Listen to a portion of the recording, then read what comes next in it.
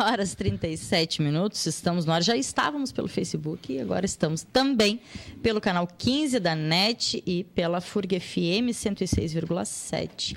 Halley, retomando nossa conversa, 11h37, fui confirmar na matéria que a Érica enviou, são 6 jogadores dos 11 titulares que foram criados apenas pelas mães, tá? Só para fechar e dar a informação corretamente. Esta é a informação. O Gabriel Jesus parece que é uma história... Pois eu não cheguei a ler a história, né? Nessa matériazinha é bem legal, assim, conta um pouco da história de cada um deles. A história dele é bem legal, é nesse sentido também, né? Que a mãe criou ele, o pai teve... E tem vários nesse sentido, hein? Bacana. A gente falava um pouco dessa situação, né, de podemos sim gostar da seleção, gostar de futebol, gostar do Brasil e, na verdade, penso que devemos, né? É verdade. Não necessariamente usar a camiseta da CBF né? Enfim, que foi bastante... A seleção brasileira foi bastante manchada com tudo isso, né? Presidente da CBF que não pode ir à Copa do Mundo. Pois então, né? Porque senão será recolhido aos costumes. Mas acho que tu coloca a síntese daquilo que eu acredito. É óbvio que o esporte, né, ele tem que também ter um respeito, tem que ter um acompanhamento, e a gente também tem que reconhecer o papel histórico da seleção brasileira para o povo brasileiro. Talvez as nossas dificuldades enquanto país, através do futebol, possa ser aquele ambiente artificial onde o brasileiro acha, não, aqui eu sou um dos melhores do mundo, né? Então trabalha um pouco esse conteúdo da autoestima e, portanto, é algo bastante pertencente à raiz brasileira e àquilo que os brasileiros entendem. E o futebol, na verdade, ele passa os limites. Tem muita gente que trabalha esse tema de forma mais aprofundada, passa o limite do esporte, né? Ele é quase que um espetáculo, né? Uma cultura do brasileiro, né? E todo brasileiro, a grande maioria dos brasileiros conhecem futebol, falam de esquemas táticos, até porque aquilo que nós dissemos no início, a mídia dá um grande espaço, talvez dê com certeza dá muito mais espaço nos noticiários, na TV, no jornal e na rádio, que para outras matérias que são secundarizadas. Então, todo mundo escuta desde pequeno e fala de futebol, e tem álbum de figurinha, e joga na escola e tudo mais. Portanto, esse é um momento da plenitude do brasileiro, da brasileira. Agora, nós não podemos esquecer temas importantes. Eu vou dar um exemplo muito claro. Enquanto nós estamos acompanhando a Copa do Mundo, temos que fazer isso, é importante. No Congresso Nacional, nós temos 2 grandes debates que têm repercussão direta com a sociedade brasileira. Sim. Um deles é a discussão da nova regulamentação dos agrotóxicos, onde se quer construir, através dessa legislação, um permissivo para que aumente a carga, que já é mais do que o suficiente na alimentação do brasileiro. Mas esse projeto ele é muito polêmico. Inclusive, ontem, a reunião da comissão que tratava sobre isso foi suspensa com um aviso de bomba e tudo mais. Não vi esse desfecho. Teve esse desfecho, né? Tinha supostamente uma bomba, aí pararam com a reunião. Mas se estava encaminhando este debate, que é um debate que tem vários aspectos aí que tem que nos preocupar. Quando fala, por exemplo, que vai acabar com o nome agrotóxico, vai criar um outro lá, fito, não sei o quê. Você imagina, né? gente. E quando diz, por exemplo, que é possível já iniciar a utilização de agrotóxicos se tiver um laudo de outro país, com outra realidade, com outra situação que não é a situação... Então, são várias situações que nos preocupam em relação a essa regulamentação, que não está sendo discutida. Né? São poucos os veículos de comunicação que discutem a nova regulamentação que pode botar veneno na tua mesa. Ontem eu estava vendo alguns artistas globais aí se manifestando sobre isso. Me parece importante porque pelo menos chama atenção. Quando tu vê um artista, o cidadão acaba prestando um pouco mais atenção. Outro tema importantíssimo é mais um capítulo da entrega do petróleo nacional para o capital, para as empresas estrangeiras. E está sendo discutido no Congresso Nacional, nesse momento. Enquanto nós estamos aqui, né, o deputado do Partido Democratas, o Aleluia, encaminhou um requerimento de urgência e foi aprovado para discutir a entrega do campo de Búzios, O Campo de Búzios, para quem não sabe, lá há uma estimativa de 15 bilhões, olha esse número, 15 bilhões de barris de petróleo, aonde a proposta é para que o Congresso, através dos deputados, aprovem a entrega disso para a Shell, a Exxon, a Chevron, entregando algo que é uma riqueza muito estratégica do Brasil, porque são 15 milhões de barris de petróleo, aonde o custo para a extração gira em torno de 28, 27 dólares, e o petróleo hoje está 80 dólares. Então, imagine, senhora, se o Brasil tiver o controle disso através da Petrobras. E aquilo que se previa lá atrás, que é utilizar esse dinheiro, né? Imagina, tu retira, tu vai ter o custo para retirar a 28. Vende a 80. E essa diferença era aquilo que nós sempre dissemos, né? E este é um campo que foi descoberto, é um campo do pré-sal que foi descoberto através da própria Petrobras. Tu imagina o que repercutiria isso para a sociedade brasileira? Sim. Aquilo que dizíamos, esse dinheiro do pré-sal, desses novos postos de petróleo, eles são para financiar o resgate futuro das futuras gerações, da saúde e da educação. Pois bem, enquanto está acontecendo a Copa, enquanto nós estamos preocupados aí com os cabelos do Neymar, né? O que vai acontecer amanhã de manhã. Se ele está com dor no tornozelo ou não. Os camaradas estão lá no Congresso votando a entrega de 70% desse campo de petróleo que tem 15 bilhões de barris de petróleo e que poderiam servir ao povo brasileiro. Então eu falei de dois temas aí importantíssimos que estão acontecendo agora, né, que são temas que estão no Congresso e que afetam diretamente a nossa vida. Né? Um vai botar veneno na tua comida, né, e a outra proposta tem uma proposta que entrega uma riqueza que está sendo entregue, porque eu estou falando agora do Campo de Búzios, mas é importante lembrar que o Campo de Carcará já foi vendido. Sim. Né? E a gente acaba não tendo acesso a essas informações, ou tem de forma muito tendenciosa, né, Halley? Lembro daquele momento do leilão, que a grande mídia até noticiou, mas deu enfoque na comemoração das empresas. Acho que tinha Chevron, acho que tinha alguma dessas empresas que tinham arrematado, né, parte ali do nosso petróleo, comemorando. Então, é isso, assim, o enfoque que a mídia dá é sempre, e sempre vai ser, né, tendencioso. Olha aqui. Só retornando ao nosso... Já tô com os questionamentos como a gente abertos. Tá com a live aqui, vai lá. Um questionamento do Gilberto Oliveira se poderá ter processo a esses camaradas que fizeram essa brincadeira idiota com a menina russa essa, que repercutiu, que a gente falou agora no primeiro bloco.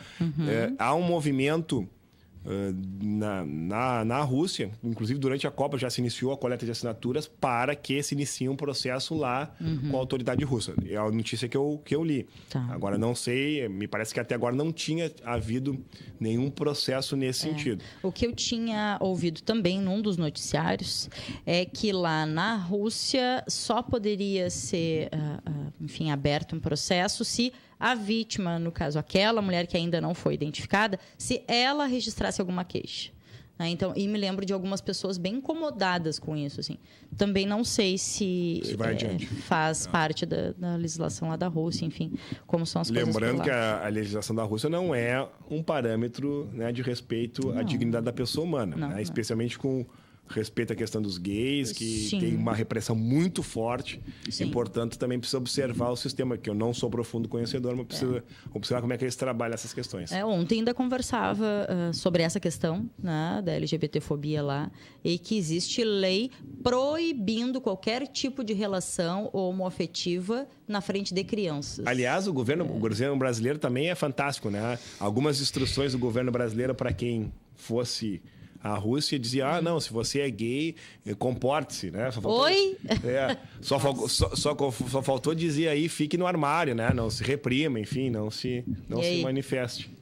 Algumas orientações do governo brasileiro, né? Acontece. Dorme com esse barulho, né? Aí tu fica pensando... Incomoda. Tá, mas se você é hétero, não, seja normal. Se você é gay, então você comporte-se, é isso. Que absurdo, é isso, né? Absurdo. Eu lembro que teve uma... Não lembro qual é a repórter dessas do esporte que comentou algo. Tô bem comportadinha. Tô bem menina. Assim. Tô bem menina. Tô bem menininha. Tô bem menininha. Que loucura.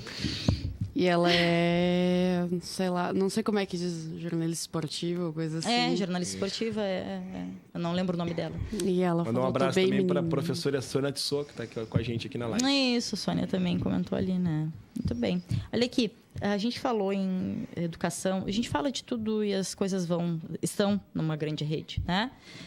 E lembrei que a gente tem aqui em Rio Grande, hoje, 21 de junho, 19 horas, Câmara Municipal de Vereadores, audiência pública da Comissão Especial para analisar a oferta da educação de jovens e adultos. E vem, na coordenação da mesa, estará a deputada estadual Estela Farias, que é presidente da Comissão Especial para análise da oferta na educação de jovens e adultos na nossa Assembleia Legislativa. Trouxe a divulgação, mas também o tema, porque a educação de jovens e adultos vem sendo bastante atacada pelo governo do Estado. É verdade, né? O governo do Estado que conseguiu a façanha de fechar escolas. Né? Nós, com um déficit educacional muito alto na sociedade gaúcha, o governo do Estado conseguiu fechar escolas. E o tema hoje, né, coordenado pela deputada Estela e também pela vereadora Denise, é um tema muito importante porque quer debater isso, a redução de investimentos, né? Especialmente para a educação de jovens e adultos. Sim. Eu aproveito o tema para falar, e aí eu não era conhecedor, mas tive a oportunidade, há uns 15 dias, estar na Mangueira vila aqui próxima ali, passando a ponte da Ipiranga ali. Isso. Né? Ali se instalou, e aí eu estou pegando aqui as informações do secretário André Lemes, se instalou a 11ª experiência de uma escola. É uma escola que se instala com um objetivo, não é nem de alfabetizar, é de completar o ensino fundamental, né? Sim. E esta experiência na Mangueira também aconteceu na Querência e o município tem feito isso.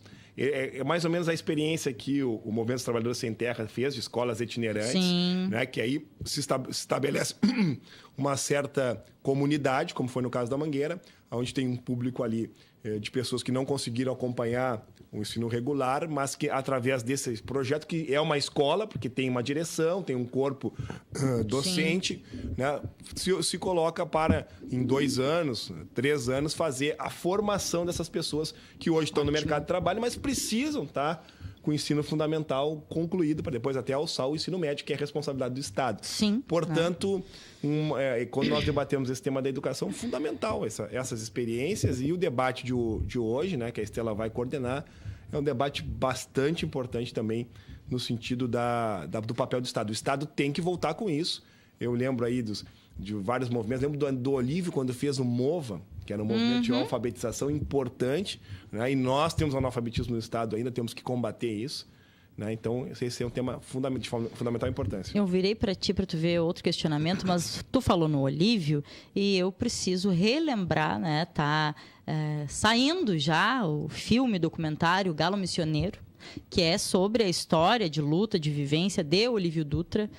Vai ser apresentado lá na Assembleia Legislativa, né? E já estamos aí nos comunicando para tentar trazer para Rio Grande. Sei que ele vai também circular por regiões e acho que a gente vai conseguir trazer para Rio Grande também. É uma história independente das pessoas serem ou não do partido, simpatizantes com o partido é uma figura, ao né? qual o Olívio faz parte. Ele é uma figura histórica, né? E acho que de referência para esse momento que a gente está vivenciando. É verdade. Vamos aqui dialogar com os nossos internautas, né? O Alexandre Costa pergunta: bom dia, Halle. Sabes dizer se já existe algum movimento político ou jurídico para visualizar, buscar uma possível reversão dessas entregas dos campos do pré-sal? Sei que há diversos questionamentos, especialmente pelo Sindicato dos Petroleiros e pela Federação Única dos Petroleiros, né, que é a federação que reúne todos os sindicatos de base ligados aos trabalhadores da Petrobras. Tá. Né? Há discussões no Supremo Tribunal Federal, mas não há nenhuma grande decisão que impeça isso. É importante lembrar que de 2016 para cá, foi mudado todo o marco regulatório, a legislação que colocava a Petrobras como ente público, né, com o domínio dessa exploração do petróleo, que não era algo, né, que alguns podem dizer, não, então era economia fechada. Não, havia possibilidade na legislação anterior das parcerias, né, inclusive houve leilões de blocos de petróleo, mas sempre com o domínio da Petrobras. O que aconteceu foi que toda a legislação nesse sentido foi reformada. Né? E agora, na verdade, a entrega total.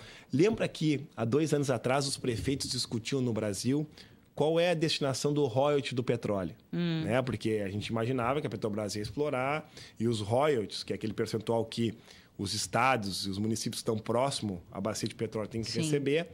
Então, todo mundo brigava. Agora não. Agora o Temer quebrou a regulamentação, deu isenção, que em 10 anos pode somar 1 trilhão de reais de isenção para as multinacionais explorarem petróleo. Os royalties diminuíram a valores bem menores do que se esperava. E, na verdade, o que acontece hoje é o seguinte: o barquinho vem lá da Shell, vem de outros países, encosta, faz o furinho, tira, leva embora o petróleo e, como diria os mais antigos, boa noite, amor. Né? Terminou tudo, estão levando as nossas riquezas, está indo embora a riqueza nacional que está no nosso solo. Reverter isso é urgente. Né? O caminho do Poder Judiciário, né, como estava interagindo aqui o internauta, é um dos caminhos, mas fundamentalmente a mobilização da sociedade. A sociedade precisa entender. Né? E a gente escuta alguns discursos que tem que aqui repelir. Né? A gente escuta, por exemplo, no Congresso, não, nós estamos vendendo para o capital internacional porque no Brasil a Petrobras não tem capacidade. Ora, gente, é importante dizer o seguinte: a tecnologia que nos propiciou descobrir o pré-sal é uma tecnologia brasileira da Petrobras. Eu vou dar mais um dado aqui. A Shell tinha um poço de petróleo próximo da onde começaram a perfurar para descobrir. E ela não conseguiu, porque a tecnologia de perfuração em águas profundas que nos levou ao pré-sal, que é uma camada bem lá no fundo, é brasileira. Né? Então a gente tem às vezes tem aqueles discursos de, né, como é que se chama? O Nelson Gonçalves dizia isso, né? É o discurso que diminui o brasileiro, a capacidade do brasileiro. Né? Complexo de vira-lata. Complexo de vira-lata. Então a gente escuta os discursos, não, porque a gente tem que mandar para o estrangeiro, porque senão eles não vão fazer aqui no Brasil. Não é verdade, não é verdade. A Petrobras tem técnicos altamente qualificados, foram eles que descobriram o pré-sal. E com essa visão vão nos tirando, vão nos tomando, como já foi em vários momentos. Tivemos isso com a CE, e tivemos isso, com N situações. E se empresas querem comprar, sejam elas do capital nacional ou internacional, é porque ela dá lucro. É verdade. Né? Seja a Petrobras, seja o pré-sal, seja as nossas empresas, a Corsã e as nossas falando aqui de do Sul, lucro, né? E eu estou lembrando aqui, às vezes as pessoas dizem, mas roubaram muito na Petrobras. Todos os desvios que tiveram, e quem desviou tem que ir para a cadeia, eu quero reafirmar isso aqui sempre, todos os desvios eles foram registrados nos balanços da Petrobras. E eles somam em torno de 6, 7 bilhões de reais. Tá? Aí não é o lucro. A capacidade de geração de riqueza da Petrobras anual, ela é por volta, anota esse número aí que ele é bem importante, ele é por volta de 90 a 120 bilhões de reais. Então, vamos lá, é menos de 5% o que foi anunciado como o dito roubo, o desvio, né, dos recursos. Um valor muito ínfimo, perto daquilo que é a riqueza que a Petrobras gerava. Sim. Porque com essa política que a gente está assistindo de entregar os campos de petróleo, com essa política que a gente está assistindo de fazer o refino, a gente manda, o pouco petróleo que a gente tem aqui, a gente manda para os Estados Unidos para refinar e compra a gasolina pronta, ou seja, nós estamos desmontando as refinarias, a Petrobras está cada vez mais caindo. Agora, não é verdade que foi o roubo que quebrou, porque os valores de roubo, que foram valores altos, é óbvio, são muito pequenos perto daquilo que é a riqueza da Petrobras. Sim. Resumindo, uma expressão muito aqui chula, mas a Petrobras é tão rica que aquilo que, lamentavelmente, foi desviado é muito pequeno perto daquilo que vale. É para que se entenda o quanto vale. Só para a gente ter uma ideia. É isso. 6 bilhões foi o registrado, 6 ou 7 bilhões foi o registrado. Só a greve dos caminhoneiros, né, que a sua pauta é justa, mas tem um reflexo econômico, gerou um reflexo econômico da ordem de 15 bilhões de reais. Sim. Ou seja, os 5, 6, 7 dias de greve gerou 2 vezes mais do que foi roubado na Petrobras. É verdade. Para que a gente tenha uma ideia às vezes a gente não sabe, a gente compara maçã com banana, laranja com limão. Sim. Né? As coisas são... A gente precisa entender, às vezes, aprofundar. E o que eu estou falando, eu busquei essas informações até para entender o que estava acontecendo na Petrobras. E os números são incomparáveis. Lembrei sobre esse questionamento que o Alexandre Costa fez, e até para contribuir, quando tu disse que tem que haver uma comoção, uma participação da sociedade. Lembrei que, em seguida do movimento dos caminhoneiros, tivemos um início, uma tentativa de movimento dos petroleiros, que traz justamente estes questionamentos, essas pautas que tu estás colocando aqui. E não tivemos, infelizmente, como tem havido em grande parte dos movimentos, a adesão em massa da população, que questiona, assim, o preço do gás de cozinha, que questiona, assim, a falta de investimento em educação, em saúde, em assistência, que já está sendo retirada e vai ser mais ainda retirada no momento que se entrega o nosso pré-sal para o capital internacional. A lei é isso, né? Deca, essa pauta, ela não é de 2018. Sim. Essa pauta é dos anos 50, né? Dos anos 40, dos anos 50, onde uma figura chamada Getúlio Vargas encabeçou uma campanha chamada Petróleo é Nosso. Sim. Qual é a grande disputa hoje da geopolítica internacional? É a questão do petróleo. Por que a presença dos norte-americanos, né, no Oriente Médio ela é tão acentuada? Né? Porque os Estados Unidos ele precisa ter acesso ao petróleo, porque a sua economia movimenta 51% do consumo mundial. Ou seja, se não tiver o petróleo, eles não sobrevivem. E aí, quando o Brasil manifestou autossuficiência, quando apresentou pré-sal, né? Casualmente foi quando a política nossa começou a ficar tão conturbada. E não há dúvida de que há interesse internacional nesta riqueza que nós temos, que é o pré-sal. Né? Nós fizemos a mídia faz uma grande crítica à questão da Venezuela. Mas a Venezuela, o principal comprador do petróleo da Venezuela são os norte-americanos. Né? Então, assim, a questão do petróleo precisa ser entendida pela sociedade como a grande riqueza da sociedade. E a autonomia dos governos em relação a essa riqueza, a destinação que vai dar para os povos, é a grande discussão política. A corrupção é uma grande discussão política. Eu sou parceiro de combater, corrupto tem que ir para a cadeia. Mas não adianta a gente botar os corruptos na cadeia e entregar a principal riqueza nacional para o capital internacional. É isso. Ralei, 11h59, só para registrar, o Eduardo Santana comentou aqui, trazendo Fernanda Gentil, o nome da jornalista. Fernanda Gentil. Agradecendo o Eduardo aí a contribuição, a gente não lembrava aqui. Lembrei também que te vi, não assisti todo, mas te vi na TV Câmara, se não me engano, falando sobre reforma política. Falei, muito legal o programa. E recomendo, acho que está nas redes sociais, né? Está nas redes sociais. Está nas redes sociais, então é legal o pessoal procurar. E quero também já deixar a provocação para que a gente retorne e fale sobre isso. Já em algum momento comentamos em falar da auditoria da dívida pública.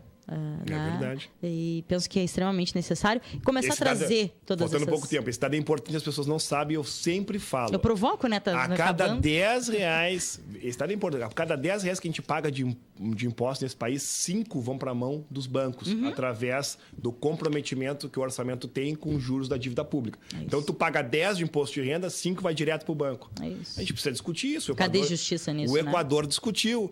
Depois a gente tem os recursos da educação e da saúde congelados, porque falta o recurso, é porque os do banco não estão congelados. Aliás, o orçamento público cresce cada vez mais na direção dos bancos. É isso. Esse é um tema importante. Mas tá, é importante, vamos voltar. E a gente já pode até deixar marcado, mas agora são 12h.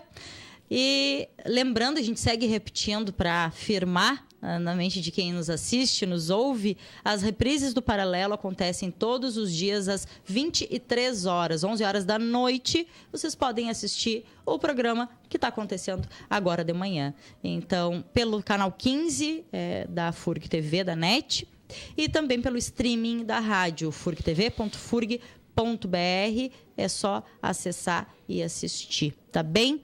Amanhã, como já anunciado, o Paralelo não acontecerá e nem o FM Café, confirma, em função de uma portaria, de uma decisão com o calendário dos jogos da Copa, tá? Dentro do serviço público. Então, a emissora estará à tarde funcionando. A gente retorna ao vivo, então, na segunda-feira, eu preciso trazer Gilberto Oliveira, finalizando agora, colocou aqui em Porto Alegre, eu dou aula para um senhor aposentado da Petrobras. Ele sempre diz que a vida toda roubaram na empresa. Esse é um tema importantíssimo. É isso. Memória, gente. Vamos exercitar a memória. Tá bem? Halley, nosso agradecimento. Meio-dia e 1. Um ótimo jogo, um ótimo final de semana. Se divirtam porque é saudável. E segunda-feira a gente está aqui de novo.